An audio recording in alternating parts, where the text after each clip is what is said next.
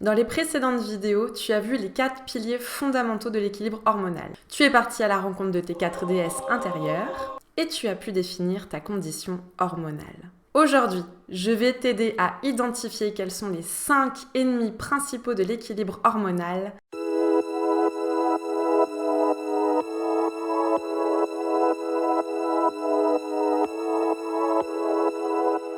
Le premier, ou plutôt les premiers ennemis majeurs à traquer absolument, ce sont les perturbateurs endocriniens.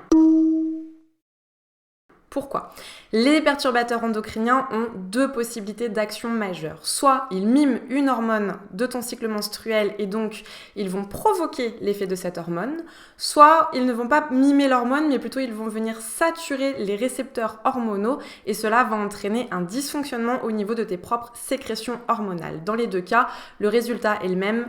Cela amène le déséquilibre hormonal. Alors, quels sont ces perturbateurs endocriniens ? Les alkylphénols qu'on peut trouver dans les cosmétiques, les spermicides, les plastiques, le PVC, les pesticides, les peintures murales, le BHA et le BHT qu'on trouve notamment dans les cosmétiques ou même dans certains produits pharmaceutiques.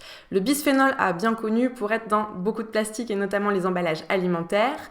Les parabènes et les phtalates qu'on trouve également dans les plomberies PVC, les couches et les jouets pour les enfants, les textiles synthétiques, le plomb, le téflon, le triclosan dans les cosmétiques, les savons, ainsi que les textiles ignifugés. Ces perturbateurs endocriniens, tu l'as compris, ils sont partout. Faut-il avoir peur pour autant ? Non, bien entendu, il est possible au quotidien d'apprendre à décoder, lire les étiquettes, les ingrédients, choisir des matériaux biologiques, éco-responsables, durables et bien entendu, remplacer tes cosmétiques par des choses les plus brutes, les plus bio possibles et remplacer tes produits ménagers par des choses très très simples comme du savon noir, du vinaigre, du bicarbonate, du citron, ça suffit amplement.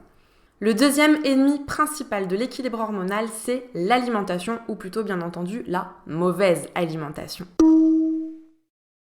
Une mauvaise alimentation va perturber ta flore intestinale. Elle peut aussi entraîner de la constipation. Autant de mécanismes qui vont dérégler le métabolisme des œstrogènes et qui vont peut-être amener ton corps à produire trop d'œstrogènes. Ton alimentation doit aussi, si possible, être à un index glycémique bas. C'est-à-dire que le sucre des féculents que tu consommes doit passer le plus lentement possible dans le sang.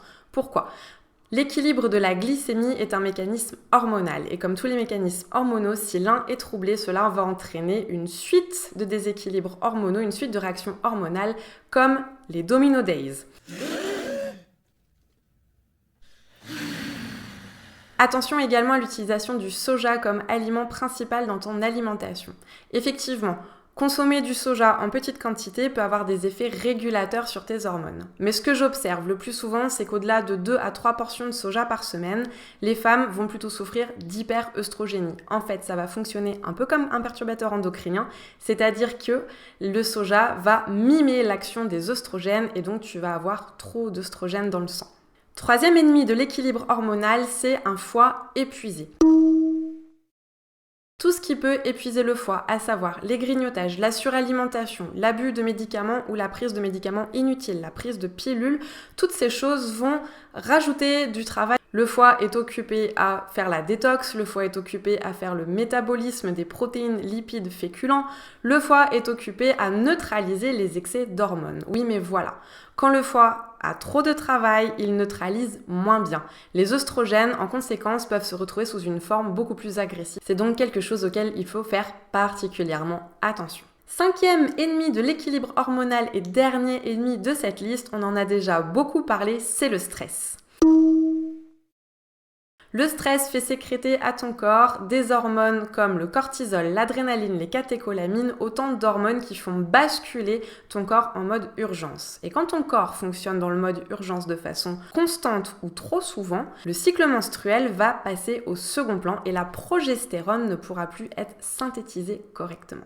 Apprends à éviter ces indésirables si tu veux éviter les symptômes comme les fringales, le syndrome prémenstruel, la difficulté à perdre du poids, la fatigue, l'acné, l'endométriose, le SOPK, bref, tout ce qui peut toucher au déséquilibre hormonal. Une façon simple et saine de permettre à ton corps de faire le ménage est de pratiquer les diètes rythmées et c'est ce que je t'invite à regarder demain lors de la masterclass Jeûner avec le cycle menstruel.